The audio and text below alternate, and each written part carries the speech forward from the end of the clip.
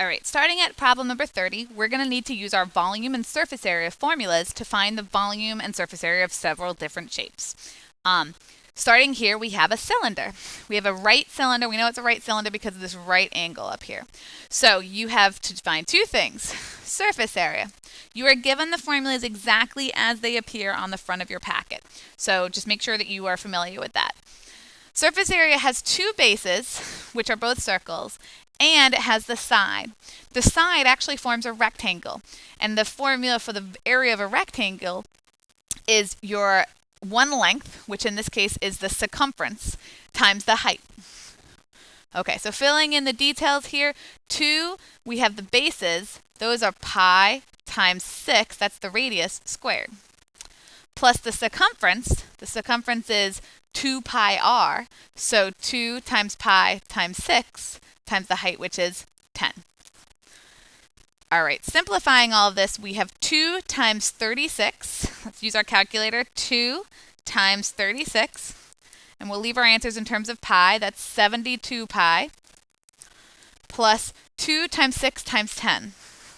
2 times 6 times 10. Gives us 120 pi.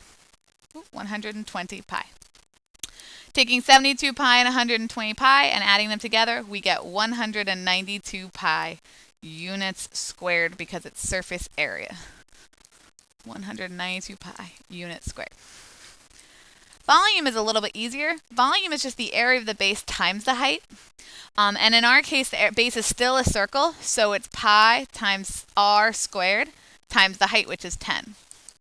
And so if we take pi times 6 squared is 36. 36 pi times 10 is going to be 360 pi units cubed because it's a volume. So 360 pi units cubed. In 31, we have a regular hexagonal prism that has a perimeter of 36, and we're going to need this perimeter to find the area of the base.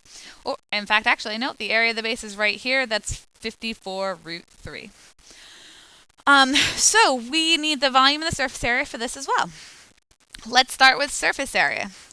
Surface area is, once again, we're going to have two of our bases, and we're going to have our perimeter of our base times height, because when we take the sides and we unwrap them, they're going to form a rectangle where this side is the perimeter of the hexagon. So that's why we need that perimeter.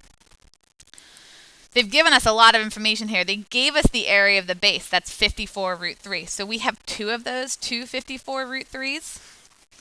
And we have the perimeter, 36, times the height of the entire thing, which is 12. So let's put this on our calculator. We've got two 54s. That's 108 root 3. And we have 12 times 36. 12 times 36 for a 432 units. We cannot add these because we can't add something that has a root 3 and not a root 3. So we're just going to write this whole thing. We have 108 root 3 plus 432 units squared. Volume. So our volume is still the area of the base times the height. That's the general format.